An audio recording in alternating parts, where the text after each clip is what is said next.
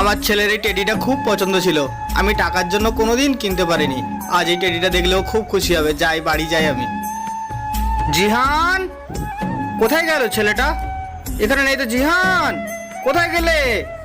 মনে হয় নেই এখানে। টেডিটা আমি এখানটায় রেখে দিই, আমার খুব খিদে পেয়েছে। যাই, গিয়ে খেয়ে নি আগে। আরে তুমি চলে এসছো?